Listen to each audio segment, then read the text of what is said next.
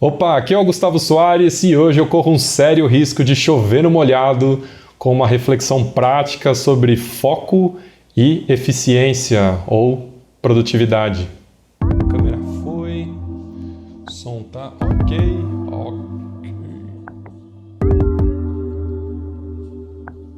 Para todo mundo que começa a se relacionar com a academia tipográfica, que não é só por rede social, então alguém que se inscreve em algum curso, que baixa um PDF ou se inscreve para uma série de entrevistas ou mesmo se inscreve para newsletter, recebe uma sequência de boas-vindas, são e-mails, né? Uma sequência de boas-vindas, e no primeiro e-mail eu proponho, né, ou eu peço que essa pessoa responda um pequeno formulário, uma pequena pesquisa, são 4, 5 perguntas, mas na verdade tem uma pergunta que é a principal, né, que é qual é a coisa ou o que você identifica que esteja sendo o seu principal desafio para produzir mais e melhor, né? Então, o que está te impedindo de produzir mais e melhor? E aí, como você pode imaginar, tem uma série de respostas, né, muitas relacionadas à produtividade. Afinal de contas, a academia tipográfica é percebida, né, como um local, uma escola, um centro de treinamento para tecnologia estratégica, mas tem muitas respostas relacionadas a foco. Não consigo focar direito, tomar minhas decisões, eu passo muito tempo pesquisando fonte, depois eu escolho a fonte e não me sinto feliz com as escolhas que eu fiz. Tem muitas respostas sobre foco, que foco é identificado como um grande desafio para produzir mais e melhor. E eu me identifico demais com isso, demais. Eu também, apesar, né, de achar que eu sou uma pessoa que produz em alta produtividade, que é assim, extremamente focada e disciplinada, eu percebo que eu poderia ter um foco muito melhor, né, que eu poderia controlar muito melhor meus momentos de dispersão, né, de trabalhar muito focado.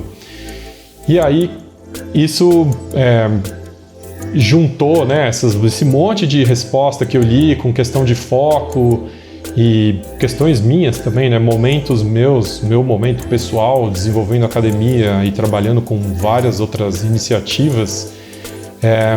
Eu fui fazer um curso de foco de um ex-monge hindu australiano que se chama Dandapani. Ele tem exatamente um curso sobre foco.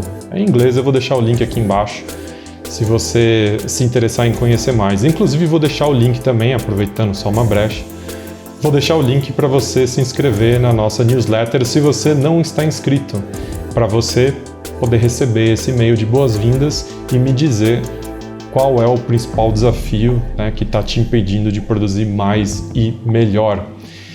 Então, voltando, eu me inscrevi para esse curso do Dandapani, que é um curso sobre foco, e lá ele fala várias coisas, né, que eu vou compartilhar um pouco aqui com você. Eu já praticamente terminei esse curso, mas tem coisas que eu já fui incorporando fortemente no meu dia a dia e estão dando resultado assim muito forte, né? Estão dando ótimos resultados. Então, para começar, eu quero propor uma pequena dinâmica super simples, mas é claro, se você fizer ela, se você se envolver com essa dinâmica, que é super simples, você vai ver esse princípio em ação, né? O principal princípio que a gente pode empregar para aumentar o nosso foco. Então, é uma dinâmica, tá? Apesar de começar meio cataclísmica, assim, é só uma dinâmica, é só um exercício. Então, vamos lá. Imagina, eu vou até bater na madeira aqui, imagina que daqui a 2 dias você vai morrer. Imagina. Não vai acontecer, é só uma dinâmica, mas imagina. Se você sabe que você vai morrer daqui a 2 dias, com quem você vai querer passar o dia amanhã? Quais coisas você vai querer comer amanhã? Aonde você vai querer ir amanhã?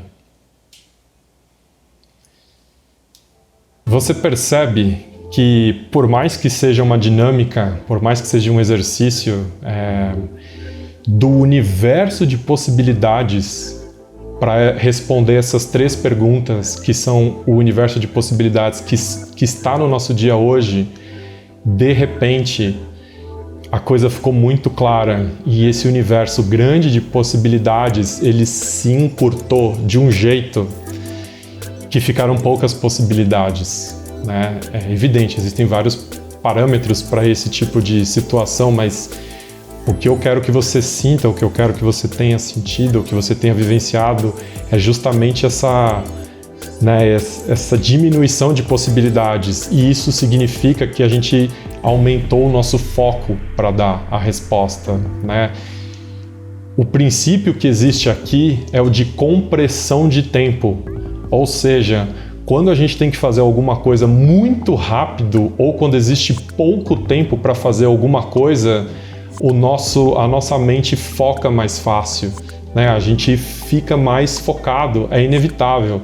Se você dirige, e se por algum motivo você já teve a experiência de dirigir muito rápido em alguma rua estreita de cidade que tem carro dos dois lados, você já percebeu isso também. Se você está dirigindo a 20 por hora, 30 por hora, que é uma velocidade em que você tem muito tempo de ver o que está acontecendo e você consegue frear e está tudo bem e pouca chance de acontecer algum acidente, você está quase que naturalmente mais disperso, talvez até vendo mensagem no telefone. Mas se na mesma rua você passa 80 por hora, 90 por hora, você provavelmente vai estar com assim, a mão cravada no volante e você só tá vendo a rua, você não tá vendo mais nada, não tem nenhum pensamento passando na cabeça.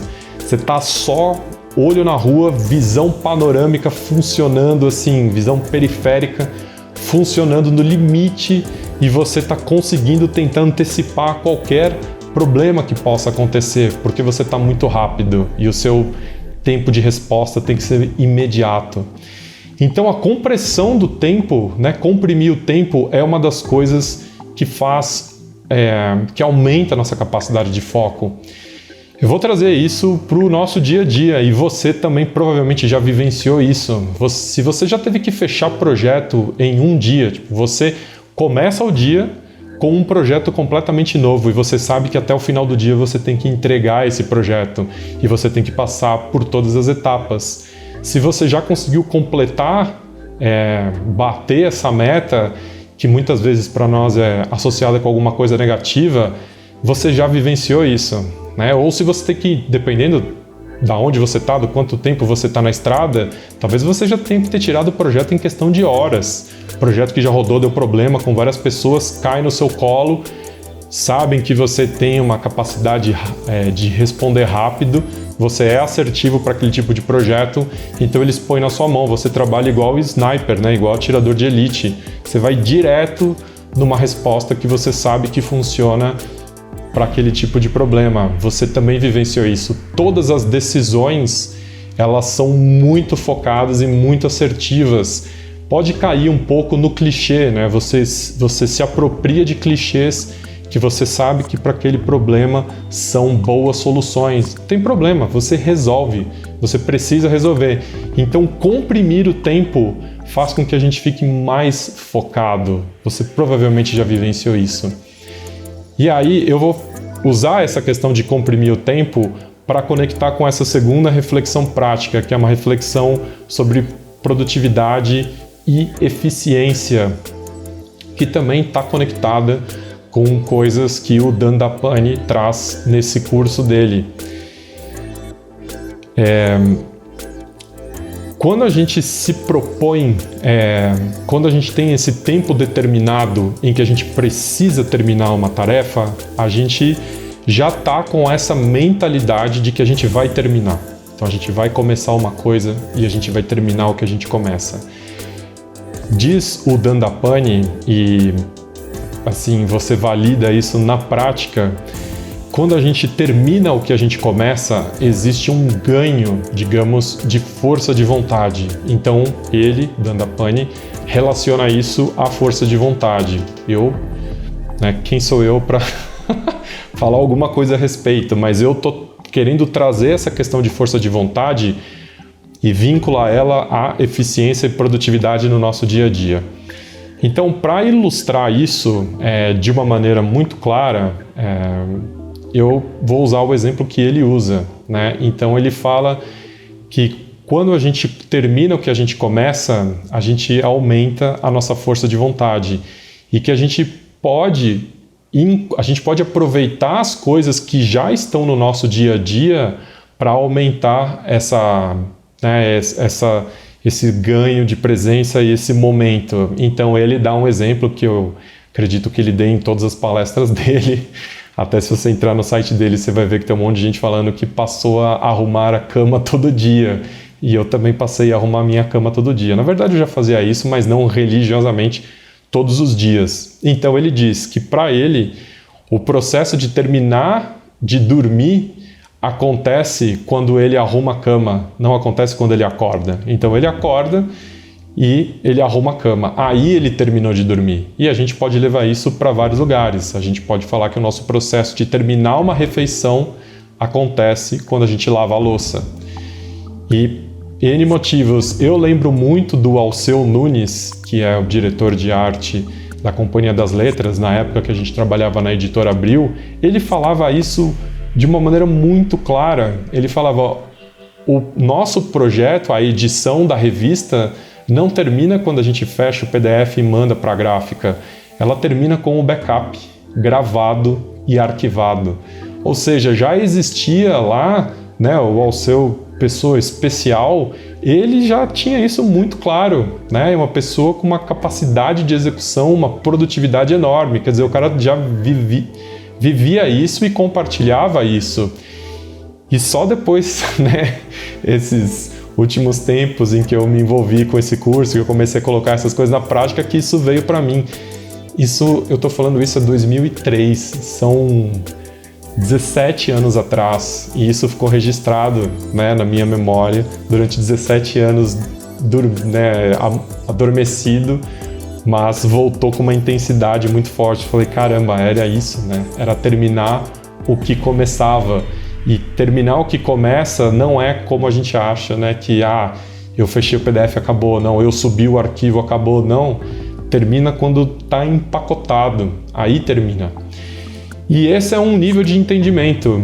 E o Dandapani, ele traz ainda mais outros 2 níveis que eu acho muito interessante praticar e trazer para essa reflexão toda. Primeiro nível, então, é terminar o que começa. Segundo nível é fazer um pouquinho melhor do que você achava que você conseguiria fazer.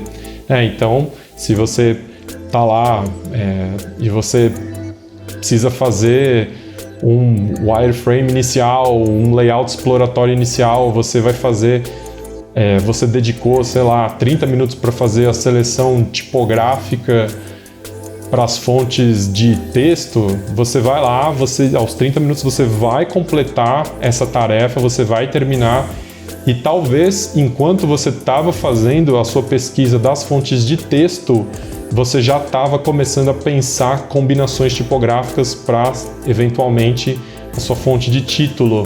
Então você não só fez a sua primeira peneira, a sua primeira seleção tipográfica para fontes de texto, como você também já começou a plantar na sua cabeça as possibilidades de combinação tipográfica entre a família de título e a família de texto. Esse seria ali um segundo nível. O terceiro nível é fazer um pouquinho a mais do que você achava que você conseguiria fazer.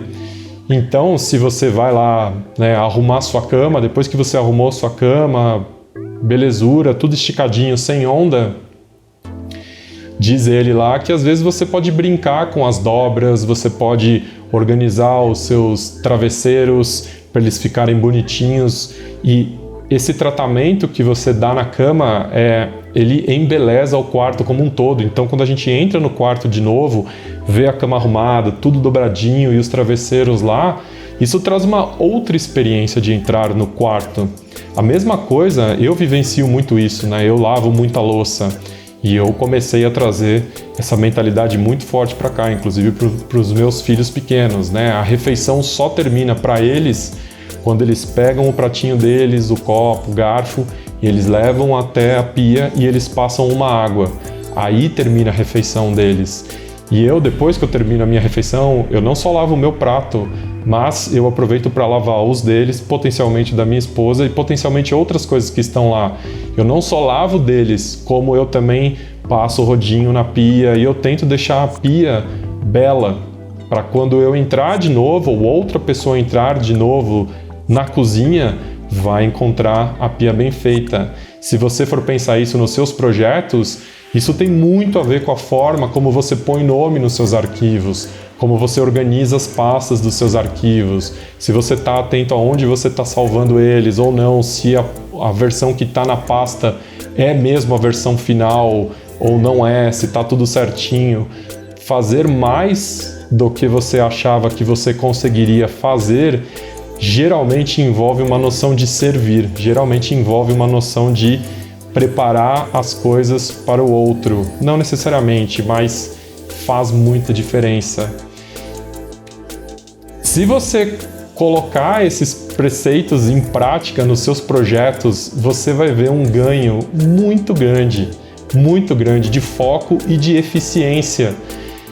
Como eu falei, eu tô com muito... Bom, não sei se eu falei, mas eu toco academia tipográfica, mas eu faço projetos também, né, para clientes.